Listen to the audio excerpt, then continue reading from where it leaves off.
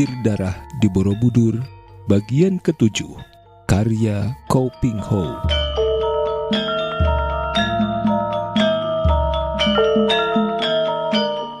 Dengan hati-hati dan sembunyi-sembunyi, kedua orang muda itu mengintai dan mengikuti 3 orang penari tadi, berjalan melalui sebuah lorong sempit. Tiba-tiba ketiga orang penari tadi menghentikan tindakan kaki mereka, karena jalan itu buntu dan mereka menghadapi sebuah dinding batu yang tebal. Di sebelah kiri terdapat sebuah patung serigala batu. Lalu memutarnya ke kanan dan terdengarlah suara bergeret dengan terbukanya dinding batu itu. Ketiga orang penari itu melangkah masuk dan tertutuplah kembali jalan tadi. Dilihat sepintas, agaknya tak mungkin di situ akan terdapat sebuah pintu tembusan. Indrayana dan Pancapana menjadi girang sekali, dan setelah menanti beberapa saat, mereka lalu memutar leher serigala batu itu dan terbukalah pintu. Mereka cepat-cepat melangkah masuk dan melanjutkan pengejaran mereka. Kembali mereka sampai di jalan buntu dan terdapat pula sebuah patung serigala hitam yang lebih besar dan lebih dahsyat. Kedua orang pemuda itu mengira bahwa rahasianya terletak pula pada leher serigala batu itu yang harus diputar. Akan tetapi ternyata tidak demikian. Seorang penari lalu memasukkan tangan ke dalam mulut serigala batu yang lebar itu dan menariknya, maka terbukalah sebuah pintu pula pada dinding yang tadinya rapat itu. Seperti juga tadi, Indrayana dan Pancapana berhasil masuk ke dalam pintu rahasia ini setelah merogoh mulut patung serigala dan menarik lidah patung anjing serigala itu. Dengan penuh perhatian mereka melanjutkan pengintaian. Kini mereka tiba di depan sebuah pintu, yaitu pintu terakhir. Akan tetapi syarat untuk membuka pintu ini bukan merupakan suatu rahasia, melainkan lebih hebat dan berbahaya lagi. Kini yang menjaga di depan pintu bukanlah seekor patung serigala yang mengandung rahasia, melainkan seekor serigala hitam tulen. Serigala ini besar sekali dan bulunya hitam bagaikan arang. Sepasang matanya liar dan mengilat, sedangkan moncongnya yang merah itu terbuka. Lidahnya terjulur keluar di antara 2 baris gigi yang runcing dan tajam melebihi pisau belati. Setelah mengelus-ngelus leher dan menepuk-nepuk kepala serigala hitam yang besarnya seperti anak sapi itu, ketiga wanita tadi lalu membuka daun pintu dan berjalan masuk dengan lenggang mereka yang amat menggiurkan. Pancapana dan Indrayana saling pandang. Tak ada jalan lain bagi mereka selain mencoba untuk menerobos jalan yang terjaga ini. Akan tetapi, baru saja mereka muncul, serigala hitam itu tiba-tiba menggeram dan menyalak dengan hebatnya, lalu menerkam ke arah 2 orang pemuda yang berani mendekatinya. "Kakang Mas, awas!" seru Indrayana yang berjalan di belakang Pancapana. Akan tetapi pangeran itu adalah seorang pemuda yang cukup gagah. Diterkam sedemikian rupa oleh serigala yang mengerikan itu, ia berlaku tenang, memiringkan tubuh ke kiri dan kepalan tangan kanannya menyambar lambung serigala itu. Blok! Tubuh serigala itu bagaikan dilemparkan oleh tenaga yang dahsyat dan kuat sekali, sehingga terbanting ke dinding batu. Akan tetapi alangkah herannya hati Pancapana ketika melihat bahwa tubuh binatang itu tidak remuk sebagaimana yang ia kira. Bahkan batu dinding itu yang berhamburan karena benturan itu, sedangkan serigala itu sendiri hanya menguik keras 1 kali, kemudian bangun kembali dan menyeranglah lebih hebat lagi. Bukan main kagetnya hati Pancapana. Pukulannya tadi amat keras, jangankan baru lambung anjing serigala. Biar lambung seekor banteng sekalipun akan terluka hebat di bagian dalam apabila terkena pukulan tadi. Ia tak sempat memikirkan hal itu, karena kini serigala itu telah menyerang lagi, dengan mulut terbuka lebar-lebar, menerkam dan hendak menggigit lehernya. Pancapana berlaku gesit sekali. Ia mengulur tangan kiri menangkap kaki depan serigala itu, menyentakkannya ke bawah sehingga kepala serigala itu menunduk sambil menggerahkan tenaga dan kesaktiannya. Ia mengirim pukulan tangan kanan ke arah kepala binatang itu dengan ajinya Hastadibya atau tangan sakti. Dak! Terdengar suara keras ketika tangannya itu beradu dengan kepala serigala. Akan tetapi kembali Pancapana dibikin bengong ketika melihat betapa serigala itu hanya terguling-guling 3 kali, tapi sama sekali tidak menderita luka. Dengan pukulan Hastadibya ini, Pancapana pernah memukul pecah kepala seekor babi hutan yang mengamuk. Akan tetapi kali ini dipukul kepalanya dengan tepat dan jitu oleh ajian Hastadibya. Serigala hitam itu seakan-akan hanya menertawakan belaka. "Serigala siluman!" serunya marah dan cepat mencabut pedangnya, dan dengan gerakan yang luar biasa cepatnya, pangeran ini mendahului serigala itu menusuk perutnya. Akan tetapi kali ini ia sampai menjadi pucat ketika merasa betapa ujung pedangnya mental kembali setelah beradu dengan kulit perut serigala itu. "Ah, dia kebal!" serunya dengan heran. Sementara itu Indrayana yang juga merasa penasaran sekali mencabut kerisnya. Ketika serigala hitam itu menubruk kembali ke arah Pancapana, Indrayana menyambar ekornya dan dibantingnya dengan kuat tubuh serigala itu hingga kepalanya menghantam lantai batu. Seperti juga tadi, kepala serigala yang amat kebal dan keras itu malah menghancurkan batu yang bertumbuk dengan kepalanya. Indrayana menambahkan beberapa kali tikaman keris pusakanya. Akan tetapi, benar saja seperti dugaan Pancapana, serigala itu memang kebal dan sakti. "Ada jalan untuk membuatnya tak berdaya," tiba-tiba Pangeran Pancapana berkata, dan ia segera menubruk maju, merangkul leher serigala hitam itu dari punggung dan memitingnya. Serigala itu meronta-ronta hendak melepaskan diri. Akan tetapi pitingan Pancapana ini luar biasa sekali. Lengan kanan pemuda ini memiting leher sehingga leher serigala itu terpuntir ke atas, sementara tangan kiri pemuda itu memegang ekornya dengan erat sekali. Maka tak berdayalah serigala itu, hanya matanya saja yang makin liar dan mulutnya berbusa. Akan tetapi sama sekali tak dapat bergerak lagi. Mengeluarkan suara pun ia tak mampu. "Biar aku yang menolong, Kang Mas," kata Indrayana setelah melihat serigala hitam itu tak dapat dibikin tak berdaya oleh kawannya. Ia lalu menolak daun pintu dan melompat ke dalam kamar. Ia menjadi marah sekali ketika melihat betapa Chandra Dewi berada di dalam kamar itu, berdiri menyandar sebuah tiang naga dan diikatkan di situ. Dara ini menangis terisak-isak dan menggeleng-gelengkan kepala ketika seorang di antara 3 penari itu hendak memberinya minum madu merah dari sebuah cawan. Sedangkan 2 orang penari lain hendak melucuti pakaiannya. "Keparat!" seru Indrayana dan sekali tubuhnya berkelebat, ia telah mendorong 3 orang penari itu sehingga jatuh tunggang langgang dan saling tindih. Saking gemasnya Indrayana hendak menendang tubuh mereka, akan tetapi tiba-tiba terdengar suara yang lemah dan halus dari Chandra Dewi. "Jangan bunuh mereka." Ucapan ini seakan-akan memiliki tenaga raksasa yang menahan kaki Indrayana, dan pemuda itu dengan hati penuh perasaan kasihan dan terharu, lalu merenggut putus tali-tali yang mengikat kaki dan tangan Chandra Dewi. Gadis ini menggosok-gosok kedua pergelangan tangannya yang terasa sakit sambil memejamkan matanya. Ketika ia kembali membuka matanya, kedua mata itu menjadi basah dan air mata mengalir turun kembali dengan derasnya.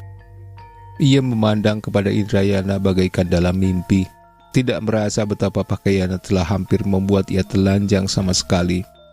Tiba-tiba ia berlari dan menjatuhkan diri berlutut di depan Indrayana. Kau telah menyelamatkan diriku dari bahaya yang lebih hebat dari maut. Terima kasih, Raden. Terima kasih. Semoga Dewata memberi berkah kepadamu." Terharulah hati Indrayana melihat kelakuan gadis ini. Ia maklum akan perasaan gadis ini yang telah berada di tepi jurang kehancuran dan kehinaan yang akan memusnahkan kesucian dan kehidupannya. Ia menyentuh rambut yang halus itu dan berkata, "Diajeng Dewi, sudahlah, jangan menangis. Betulkan letak pakaianmu dulu." Sambil berkata demikian, Indrayana menutup kedua matanya. Tak tahan ia melihat keindahan ini terbentang di depan matanya. Melihat para penari yang bertelanjang bulat tadi, ia merasa jijik dan muak. Akan tetapi kini, melihat Chandra Dewi berlutut di depannya dengan pakaian hampir terlepas dari tubuhnya, ia merasa betapa lututnya menjadi lemas dan dadanya berdebar keras. Sementara itu, ketika mendengar ucapan Indrayana ini, barulah Chandra Dewi sadar akan keadaannya. Mukanya menjadi merah sekali dan cepat-cepat ia mengerling kepada wajah pemuda itu. Ia menarik napas dan makin merahlah mukanya ketika melihat betapa pemuda itu berdiri sambil memejamkan matanya. Cepat-cepat ia membetulkan pakaiannya. Diikatnya erat-erat dengan kembennya, kemudian ia berkata, "Di mana Raden Pancapana?" Bagaimana dia, Ceng? Sudah selesaikah berpakaian?" Chandra Dewi mengangguk, tak kuasa menjawab karena jengah dan malunya. Sama sekali tidak ingat bahwa Indrayana sedang memejamkan matanya. Tiba-tiba Dara itu sadar bahwa anggukan kepalanya tadi tentu saja tidak terlihat oleh Indrayana. Lalu ia menjawab, Sudah, jawabnya sambil menundukkan muka. Indrayana kembali membuka matanya dan cepat memegang tangan Chandra Dewi. "Ayo kita lekas keluar dari sini. Selama belum keluar dari bangunan ini, bahaya masih tetap mengancam kita. Kakang Mas Pancapana menunggu di luar." Tiba-tiba terdengar suara ribut-ribut di luar kamar itu. Indrayana cepat menarik tangan Chandra Dewi dan diajaknya keluar. Ternyata ketika Pancapana sedang meringkus serigala hitam yang tak dapat berkutik dalam pitingannya tadi, tiba-tiba datang 5 orang pendeta yang duduk dekat patung Batari Durga di ruang tarian itu. Mereka ini datang karena selain terlalu lama menanti datangnya Chandra Dewi yang dijemput oleh ketiga orang penari itu, juga mereka mendengar suara serigala hitam yang mencurigakan. "Orang nekat dari mana berani mengotorkan tempat kami yang suci?" bentak seorang di antara 5 pendeta itu yang segera maju menyerang Pancapana. Pemuda ini melihat datangnya serangan ke-5 orang pendeta ini cukup hebat dan berbahaya. Segera mengangkat tubuh serigala hitam dan melontarkan binatang yang kebal itu ke arah para penyerangnya. Ke-5 orang pendeta itu yang merasa dirinya telah bersih dan suci, tentu saja tidak mau bertubrukan dengan tubuh serigala hitam, dan sebagai murid-murid Bagawan Sidakalagana yang telah dipercaya dan memiliki kepandaian lumayan, mereka cepat mengelak, bahkan seorang di antara mereka memukul ke arah leher serigala hitam itu dengan tangan dimiringkan. Sekali pukul saja binatang itu terlempar dan rebah tak berkutik lagi karena pingsan. Pancapana terkejut sekali melihat hal ini. 2 kali pukulannya yang amat ampuh, bahkan bacokan pedang dan tusukan keris Indrayana tak berhasil merobohkan binatang itu. Akan tetapi dengan sekali tampar saja pendeta ini dapat membuat binatang itu pingsan. Sungguh dapat dibayangkan betapa saktinya pendeta ini. Ia tidak tahu bahwa sesungguhnya bukan demikian halnya. Anjing hutan itu bukan roboh karena saktinya pukulan si pendeta. Akan tetapi sebagai murid Begawan Sidakalagana, pendeta ini telah tahu letak rahasia kekebalan serigala hitam tadi. Maka bagi dia dan kawan-kawannya, serigala hitam itu tidak memiliki kekebalan lagi. Dengan teriakan-teriakan marah, ke-5 orang pendeta itu menyerbu Raden Pancapana, dan pada saat itulah Indrayana dan Chandra Dewi keluar dari kamar itu. Melihat betapa Pancapana dikeroyok oleh 5 orang pendeta, Indrayana berseru marah dan menerjang ke depan. Ke-5 orang pendeta itu sama sekali bukan lawan Indrayana dan Pancapana yang memiliki pukulan keras dan telapak tangan panas. Dalam beberapa gebrakan saja, tubuh ke-5 orang pendeta itu bergulingan dan bertumpuk menjadi satu, dengan kepala benjol, mata biru, dan tulang rusuk patah.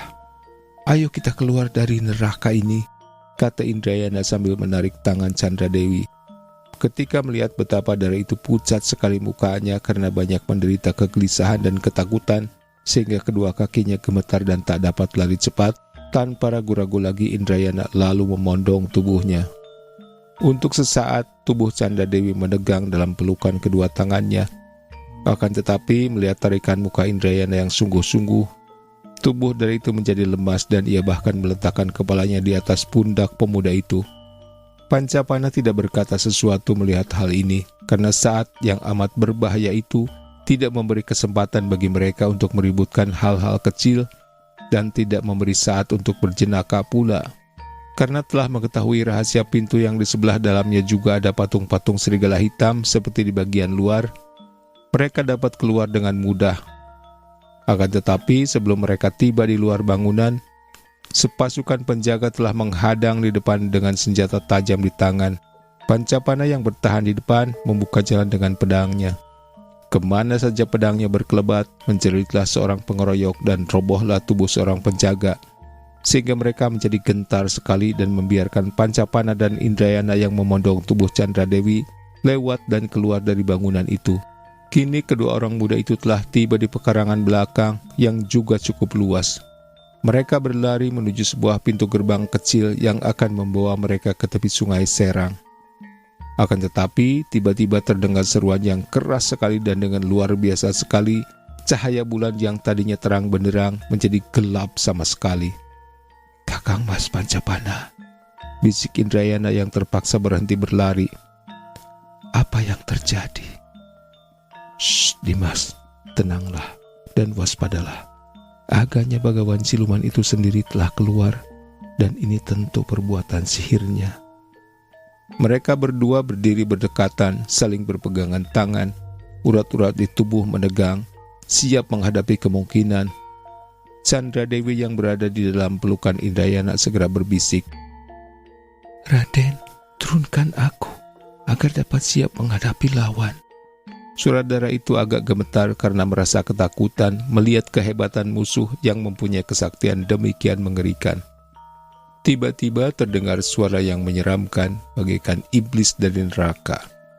"Hahaha, Indrayana dan Chandra Dewi, kalian hendak melarikan diri?" Hahaha. Selenyapnya suara ini terdengar suara anjing atau serigala melolong-lolong dengan hiruk-pikuk, seakan-akan ada puluhan ekor serigala buas yang mengurung dan hendak menyerang 3 orang anak muda itu. Tiba-tiba Indrayana merasa betapa tangan Chandra Dewi meremas jari tangannya, dan gadis itu berbisik, Aku takut." Indrayana merasa betapa tubuh gadis yang merapat padanya itu menggigil. Siapa orang yang takkan merasa ngeri dan takut dalam keadaan yang menyeramkan itu? "Diajeng," bisiknya menghibur, "jangan takut selama aku masih berada di dekatmu." "Sidakalagana!" teriak Indrayana kemudian dengan suara keras. "Kau pendeta siluman yang tak tahu malu, seorang yang mengaku titisan Sang Hyang Shiwa, mengapa baru menghadapi kami 2 orang muda saja sudah merasa takut?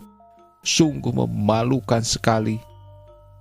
Hening sejenak, lenyap suara anjing melolong, kemudian dari dalam gelap terdengar suara Bagawan Sidakalagana menjawab, "Bocah sombong, siapa yang takut pada kalian? Jangankan baru 2 orang muda seperti kalian, ditambah 10 orang lagi, aku Bagawan Sidakalagana, titisan Sang Hyang Shiwa, tidak akan takut atau mundur." Diam-diam Indrayana yang cerdik itu tersenyum girang. Akalnya telah berhasil baik, dan kata-katanya tadi telah menyinggung perasaan serta kehormatan si begawan itu. Pemuda ini lalu tertawa bergelak dan berkata lagi, "Sidakalagana, hatimu tak sama dengan lidahmu, dan lidahmu tidak cocok dengan perbuatanmu.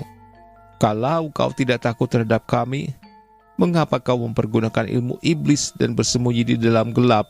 Hahaha, aku tahu akan akal siasat burukmu ini. Tentu saja kau tidak berani melawan kami berhadapan secara orang-orang gagah, karena kau bukan orang gagah, melainkan orang berhati curang dan pengecut." "Keparat jahanam mau mampus!" Tiba-tiba terdengar Begawan Sidakalagana memaki marah, dan kegelapan yang menyelimuti tempat itu seketika itu juga menjadi terang. Bulan nampak bersinar lagi dengan indahnya. Kini terlihatlah Begawan itu yang berdiri di depan ketiga orang muda itu, dengan sikap mengancam dan mengerikan sekali. Begawan itu telah mengenakan pakaiannya yang terdiri dari celana panjang warna hitam dan jubah hitam berkembang merah serta kuning, dan sorbannya yang berwarna kuning pucat. Di tangan kanannya nampak senjatanya yang amat dahsyat, yakni seekor ular kobra kering. Di belakang pendeta siluman ini berdiri anak buah pasukan serigala hitam. Adapun suara gamelan yang masih ditabuh ramai itu menyatakan bahwa pesta tari-tarian yang makin menggila itu masih berlangsung, dan bahwa para penduduk yang kini telah mabuk tak sanggup menguasai batin dan pikiran sendiri itu tidak mengetahui sama sekali peristiwa ini, dan mereka itu masih menari-nari dengan 40 orang bidadari yang menggiurkan tadi. Indrayana dan Pancapana maklum bahwa keadaan mereka berbahaya sekali. Menghadapi Bagawan itu saja sudah merupakan hal yang amat berat dan berbahaya. Apalagi berada di serang mereka dan kini Bagawan itu masih dibantu oleh sebagian anak buahnya. Akan tetapi semangat kesatria pantang mundur dalam perjuangan menghadapi musuh angkara murka. Ketiga orang muda itu tidak menjadi gentar dan mereka mengambil keputusan untuk melawan dengan nekat, membela dan melindungi Chandra Dewi dengan nyawa mereka, dan kalau perlu tewas bersama di tempat itu. "Indrayana," seru Bagawan Sidakalagana sambil tersenyum mengejek, "lebih baik engkau menyerah, menjadi muridku, mempelajari ilmu kepandaian yang tinggi dan aji kesaktian yang luar biasa. Percayalah, engkau akan menjadi murid terkasih dariku dan akan merupakan anak angkatku. Engkau dapat mempelajari seni ukir dan seni tari. Si Chandra juga akan menjadi seorang yang paling dihormati, menjadi pelayan yang paling tinggi kedudukannya, paling dekat dengan Sang Hyang Batari dan aku. Untuk apa engkau menyia-nyiakan nyawa dalam usia muda?" Bagawan Sidakalagana kini memandang kepada Pancapana dan ucapannya terhadap Pancapana benar-benar mengagetkan ketiga orang muda itu. Pancapana, pangeran yang terlantar, apakah engkau tidak ingin menjadi Raja Mataram, menggantikan kedudukan ayahmu dulu? Hahaha, engkau menjadi pucat mendengar ini. Ya, tidak ada perkara di dunia ini yang tidak diketahui oleh Bagawan Sidakalagana yang sidik paninggal dan sakti mandraguna. Kalau engkau suka menjadi muridku, jangan khawatir. Merebut kembali Mataram dari tangan Panamkaran akan sama mudahnya seperti membalikan telapak tangan saja. Engkau menyerahlah, dan aku yang akan merampaskan Mataram untukmu." Tadinya Pancapana memang menjadi pucat mendengar ucapan yang mengagetkan itu, karena sama sekali tidak pernah disangkanya bahwa pendeta iblis itu mengetahui rahasianya. Akan tetapi ketika mendengar bujukan-bujukan pendeta itu, ia menjadi marah sekali. Dengan muka merah, Pancapana mengangkat pedangnya dan berseru, "Pendeta keparat, kalau engkau sudah tahu bahwa aku adalah seorang pangeran Mataram, masihkah engkau mengharapkan seorang ksatria berlutut menyembah seekor anjing?" Bukan main marahnya Bagawan Sidakalagana mendengar kata-kata ini. Bocah sombong, engkau mengandalkan apakah berani kurang ajar terhadap Bagawan Sidakalagana? Akan tetapi Pancapana dan Indrayana tidak mau melayani pendeta itu mengobrol lebih jauh, dan keduanya lalu menerjang dengan senjata di tangan. Bagawan Sidakalagana telah merasakan sepak terjang kedua orang muda ini, dan harus ia akui bahwa dalam hal kepandaian memainkan senjata, kedua orang muda ini lebih tangkas dan pandai. Akan tetapi pendeta ini tidak takut, karena sekarang ia berada di tempat sendiri, dan untuk keperluan pesta itu, ia telah memasang mantra dan tenung sehingga tubuhnya diliputi oleh hawa gaib dan selaksa iblis menjadi sahabat dan hambanya. Keris di tangan Indrayana bukanlah keris biasa, melainkan sebatang keris pusaka yang amat ampuh, yaitu keris Brajadenta atau kilat putih, yang mempunyai daya dan pengaruh untuk menolak pengaruh-pengaruh hitam. Dan kini setelah dimainkan oleh tangan Indrayana yang terlatih dan kuat, maka keris itu berkelebatan dan menyambar-nyambar bagaikan halilintar. Hawa yang timbul dari cahaya berkelebatannya keris itu saja sudah mendatangkan rasa panas bagi yang diserangnya. Indrayana memiliki ketangkasan dan kegesitan seperti burung walet, maka tentu saja permainan kerisnya juga hebat dan sukar sekali dihadapi. Demikian juga Pancapana tidak kurang hebat dan kuatnya. Pemuda ini telah mendapat gemblengan dari seorang pertapa yang sakti. Di bawah pimpinan Panembahan Bayumurti, pemuda ini telah melakukan tapa brata dan telah mempelajari berbagai ilmu keperwiraan dengan amat tekunnya. Maka ia merupakan seorang pemuda yang selain gagah perkasa, juga sakti mandraguna. Pedangnya bernama Chandra Sawilis atau pedang hijau, karena terbuat daripada baja yang bersinar kehijauan. Tajamnya bukan alang kepalang dan baja atau besi biasa saja, yang terbacok oleh Chandra Sawilis ini pasti akan putus seperti mentimun. Juga ilmu pedang pemuda ini amat cepat dan ganas gerakannya. Pedangnya diputar-putar merupakan segulung awan hijau yang bergerak-gerak menyambar bagian lemah tubuh Bhagawan Siddha Kalagana. Sesungguhnya dua orang pemuda itu merupakan lawan yang amat tangguh. Biarpun Bhagawan Siddha Kalagana juga memiliki kepandaian silat yang cukup tinggi, namun menghadapi sepak terjang Pancapana dan Indrayana, diam-diam ia harus mengakui keunggulan kedua pemuda itu. Jangankan dikeroyok dua, andaikan ia menghadapi seorang saja di antara mereka, belum tentu ia mendapat kemenangan. Maka perlahan-lahan Pancapana dan Indrayana mendesak dan mengurung pendeta itu yang sibuk sekali memutar-mutar senjata ularnya dan mengelak ke sana kemari melepaskan diri dari bahaya maut. Biarpun pendeta itu amat terdesak, namun para anak buahnya tidak berani sembarangan bergerak membantu. Tanpa perintah dari pendeta yang berkuasa itu, mereka tidak berani berlaku lancang. Mereka menaruh kepercayaan penuh kepada Bhagawan Siddha Kalagana, karena mereka percaya bahwa sesembahan mereka itu bukan lain adalah Sang Batara Shiva itu sendiri yang menjelma menjadi manusia. Bhagawan Siddha Kalagana maklum bahwa kalau ia terus-terusan melawan mengandalkan kepandaian dan kekuatan jasmani, ia akan kalah. Tidak boleh ia menderita kekalahan di hadapan semua pengikutnya, karena hal ini akan menghancurkan kedudukannya, akan menghilangkan kepercayaan para pengikutnya. Maka diam-diam ia mulai berkemak-kemik membaca mantra dan sepasang matanya mulai mengeluarkan cahaya yang ganjil dan menyeramkan. Chandra Dewi yang berdiri memandang pertempuran itu dengan gelisah, tiba-tiba melihat betapa sepasang mata Bhagawan itu mencorong bagaikan mata harimau di malam hari. Indrayana dan Pancapana juga melihat perubahan pada mata lawannya itu, maka mereka juga menjadi terkejut. Akan tetapi kedua orang pemuda itu masih dapat menenteramkan hati mereka. Tiba-tiba pendeta itu berseru keras, "Lihat!" Dan tangan kirinya memegang sesuatu yang diambilnya dari dalam jubahnya. Benda yang dipegangnya itu mencorong dan memantulkan sinar bulan ke muka Pancapana dan Indrayana.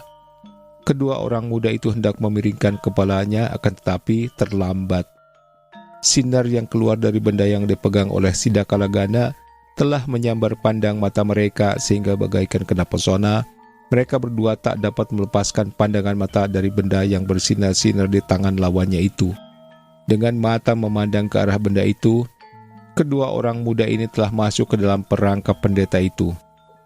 Kini pendeta itu telah menguasai kemauan mereka dengan ilmu hitamnya. Betapapun kedua orang muda itu mengerahkan tenaga batin untuk membebaskan diri dari pengaruh yang membuat hati dan pikiran mereka serasa beku, namun mereka tetap tak berdaya. Pengaruh yang melumpuhkan mereka itu luar biasa kuatnya.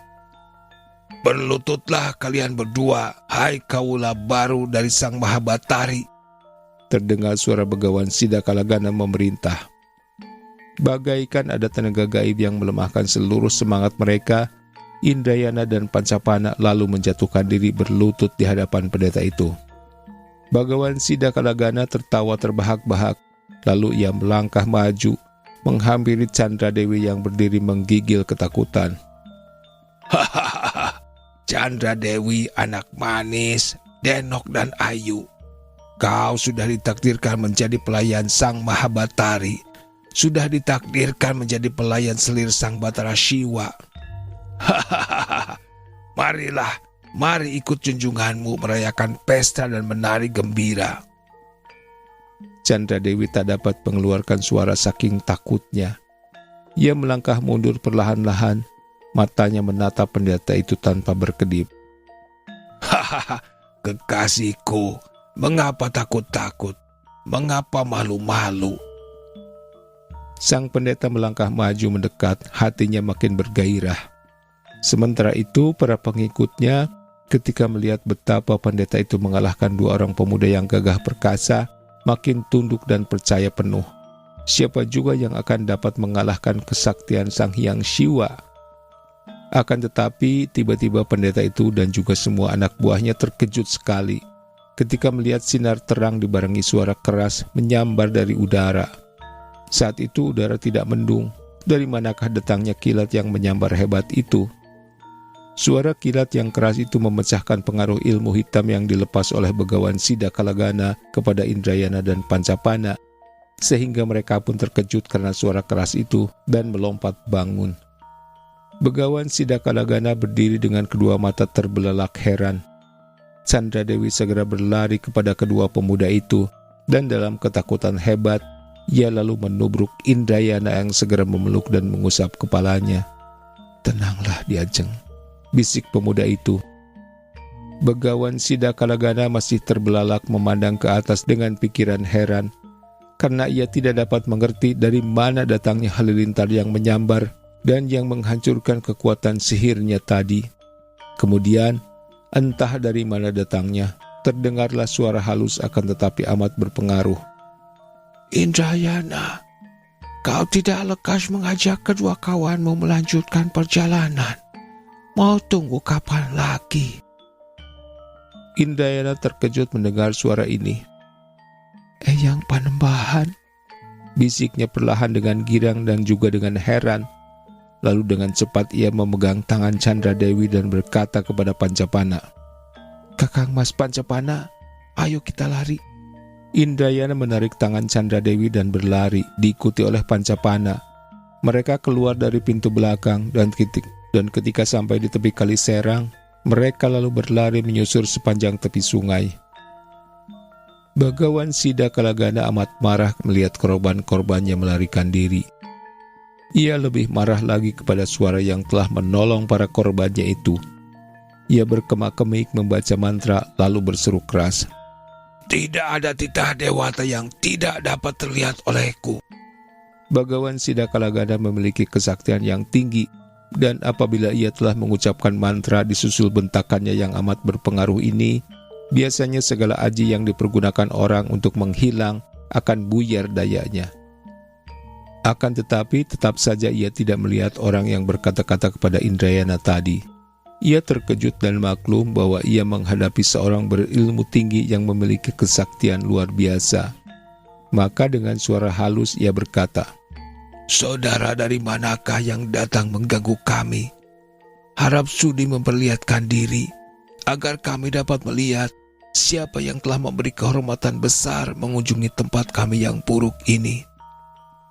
Tiba-tiba terdengar suara ketawa halus dan kedua mata Begawan Sidakalagana serta mata semua pengikutnya kini dapat melihat seorang kakek yang berusia tinggi berdiri di bawah pohon sambil bersedekap. "Begawan Sidakalagana," kakek itu berkata dengan suaranya yang halus dan tenang, "tidak ada yang kekal di dunia ini kecuali kebenaran. Cepat atau lambat, segala keadaan akan sirna kembali lenyap ke tempat asal. Kesesatan dan kejahatan akan lebih cepat lagi runtuhnya. Kembali ke alam gelap dan siksa dari mana ia berasal.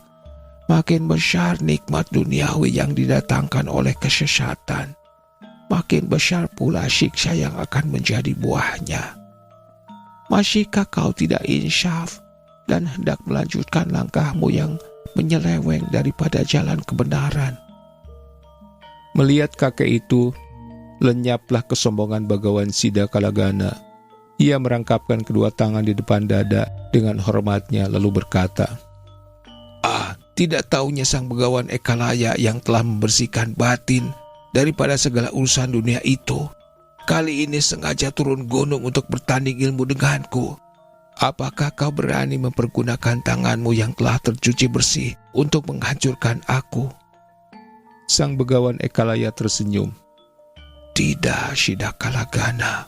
Aku tidak akan mencampuri urusanmu. Bukan menjadi tugasku untuk mengakhiri pengumbaran hawa nafsu. Aku hanya datang menghalangimu dari bencana yang hendak kau timpakan kepada calon-calon muridku. Nah, selamat tinggal, Sidakalagana." Sehabis berkata demikian, lenyaplah tubuh pertapa sakti itu dari hadapan Sidakalagana dan para pengikutnya. Merahlah muka pendeta itu, akan tetapi ia maklum bahwa sesungguhnya pertapa itu tidak mau mengganggunya, namun ia sendiri tidak berdaya terhadap kakek yang suci dan tinggi ilmunya itu. Ayo kita lanjutkan pesta kita. Jangan pedulikan segala pertapa pemakan rumput. Ia lalu memimpin anak buahnya kembali ke ruang pesta, di mana masih berlangsung pesta yang makin menggila itu. Kini semua orang sudah mabuk betul-betul, sehingga mereka melakukan perbuatan-perbuatan yang hanya patut dilakukan oleh segala setan dan iblis di neraka.